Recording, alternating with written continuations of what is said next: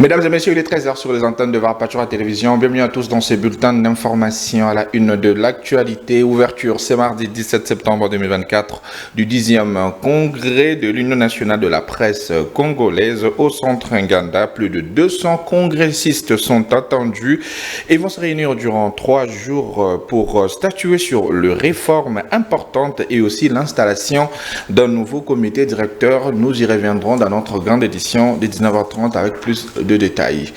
Et à l'Assemblée nationale de la République démocratique du Congo, la rate parlementaire a eu lieu le lundi 16 septembre 2024.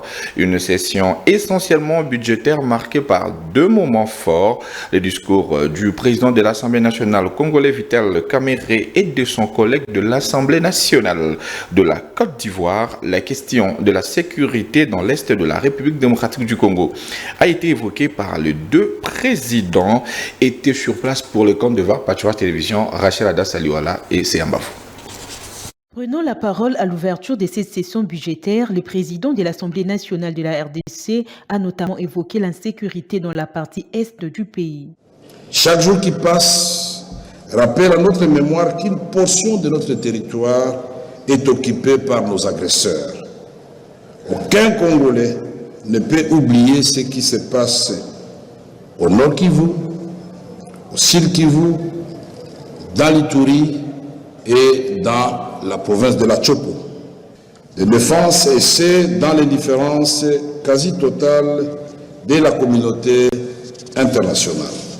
Plus de 10 millions de morts, des villages incendiés, des femmes et filles violées, des biens détruits, des richesses pillées, des millions de personnes déplacées souvent contraintes à vivre de façon indignes dans des camps de déplacés où malheureusement ne sont pas à l'abri de ces horaires à cause des attaques intempestives qu'ils y subissent. Invité à l'ouverture de la session de septembre de la Chambre basse du Parlement congolais, le président de l'Assemblée nationale ivoirienne a appelé l'Afrique à se réconcilier avec elle-même et à souhaiter la paix en RDC, élément essentiel de stabilité dans la région des Grands Lacs. Nous souhaitons et nous croyons fermement en la paix en République démocratique du Congo, élément essentiel à la stabilité dans la région des lacs. Un RDC en paix est une Afrique plus forte, plus résiliente et capable de se projeter vers l'avenir. Par la même occasion, Adama Bitogo a prodigué quelques conseils aux parlementaires congolais. Chers parlementaires, vous devez porter l'espérance du peuple congolais par la force de vos propositions, dont le seul intérêt demeure le bien-être de votre population.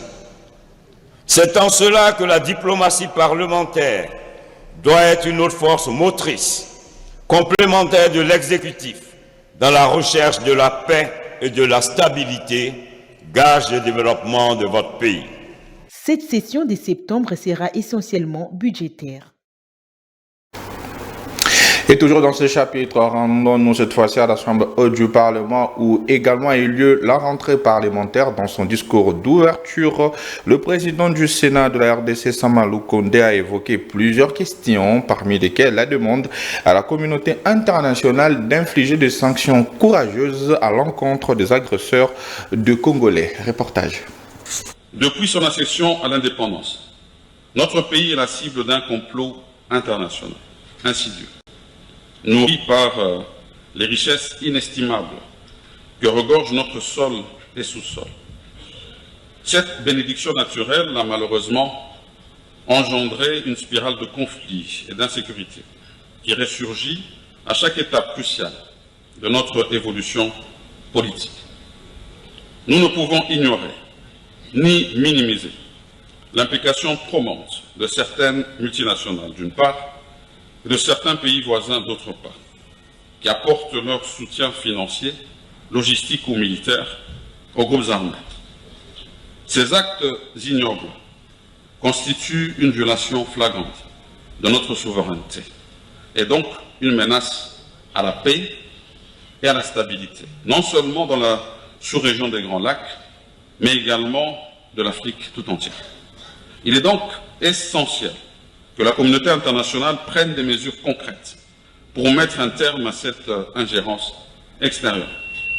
Nous exigeons des sanctions appropriées à l'encontre des responsables des crimes d'agression, des crimes de guerre, des crimes contre l'humanité et de génocide commis en République démocratique du Congo.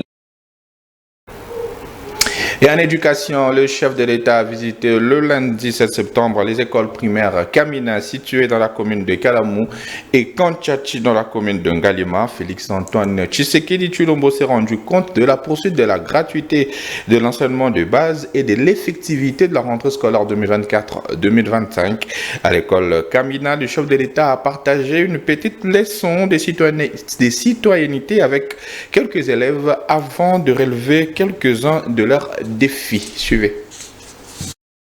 Soucieux du bon fonctionnement de l'éducation de la jeunesse, le président de la République a lors de sa visite d'inspection des écoles primaires dispensé une leçon de citoyenneté tout en épinglant quelques défis. Les parents des élèves de l'école du Kanchachi, bénéficiaires du projet Son Jour, ont été rassurés de l'engagement du chef de l'État en ce qui concerne l'éducation de leurs enfants. La gratuité de l'enseignement ne prendra pas fin. Le président de la République a rassuré son irréversibilité tout en affirmant son engagement à promouvoir l'éducation des bases et maintenir des échanges avec les élèves et responsables des écoles afin d'améliorer le système éducatif du pays. Une bonne formation dépend également de la qualité des connaissances des enseignants, d'où l'importance d'une remise à niveau de ces derniers. Félix-Antoine Tshisekedi compte y procéder par la formation continue et le renouvellement des effectifs par des nouveaux recrutements et la mise à la retraite des personnes âgées.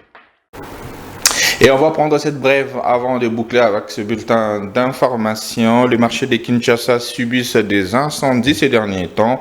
Cette fois-ci, c'est le grand marché qui en a été victime dans la nuit du lundi 16 à ce mardi 17 septembre 2024. L'origine de cet incendie qui a ravagé l'avenue Bokassa n'est pas encore connue. Plusieurs magasins ont été réduits en poussière. Nous y reviendrons dans notre grande édition de 19h30. Voilà ce qui met un point final à ce bulletin d'information. Merci à vous de nous avoir suivis et bonne suite de programme sur Ouverture Télévision.